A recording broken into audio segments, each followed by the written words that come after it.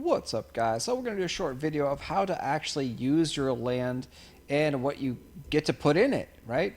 So this is going to be quick, easy. You get to put a bed. In every single land, you get a bed. So this is the most important thing right now because it's going to generate you labor. In a tent, you got to put down one bed. In a house, you got to put down one bed. In a mansion, you got to put down one bed. So it doesn't matter what size of property. Your bed's going to have three different options. You can charge labor for 3 hours. You can charge labor for 6 hours. You can charge labor for 12 hours. So each one is supposed to be a little bit more efficient. You can see the longer the charge time, the less efficient of labor regen. So if you want to actively manage, you're supposed to be able to get a little bit more labor coming in every 3 hours to harvest this. But if you want to be lazy, you click the 12-hour one and go boom and come back 12 hours. You're still going to end up getting around 2,100 labor points every 24 hours. I'd like to round down to 2,000 since you might end up missing one and one of the days are going to fluctuate, right? Because eventually you will, every 12 hours, the time is slowly going to go back further and further. You're not going to get it perfect. So I just like to say 2,000 labor points. So then you also have Archeum processing machines. These are where you make your money, guys. So labor is great. Labor is used for every activity, but labor potions are only because you can actually make labor potions. That's another thing. On the bed here, you have a G, you have a menu, and you can make labor potions. So you turn your labor into a labor potion that you can sell to other players.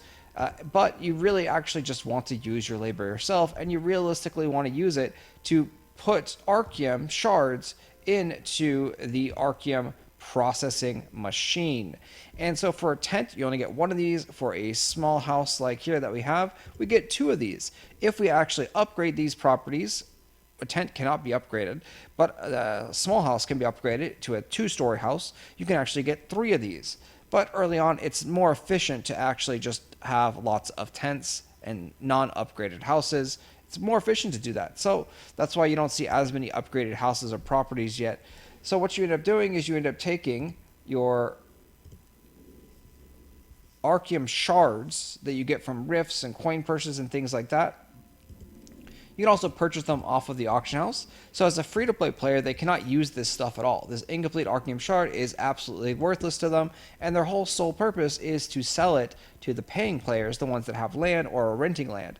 And then those players are supposed to process this. 500 in here will end up popping out 500 pure Archeum, and it's going to cost you a small amount of labor, 270. You click confirm, and it's going to take 12 hours for this stuff to process. So once again, you come back and you collect all your materials. There's different levels here, right? So if you want to do just a 3-hour one, it's going to be 130.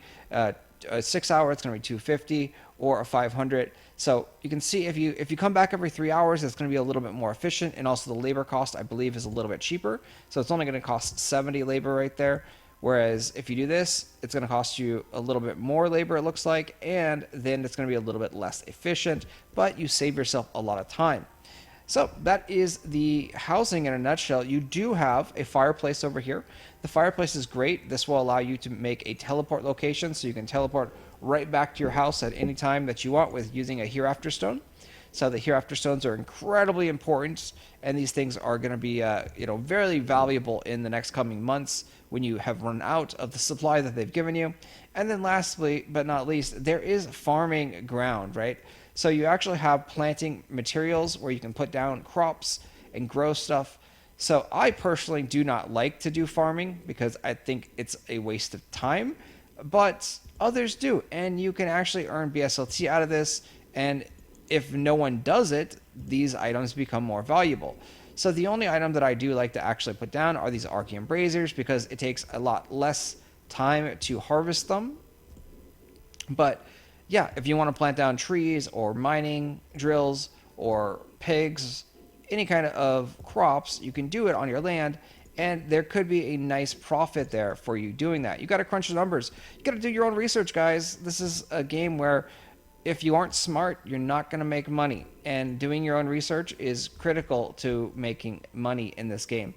So even as a paying player, just having land and doing all this stuff does not guarantee that you're going to make money. You still have to be smart, guys.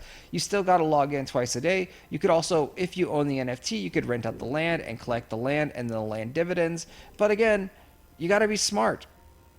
Even people that are paying money are not going to make money if they are dumb and throwing money away, buying expensive overpriced crap that you don't need and doesn't actually get you value. So again, the biggest thing is be smart, guys. I will talk to you guys later. Thanks for watching. As always, hit that like button, subscribe to the channel, and let me know. Are you smart? Post it down in the comment section.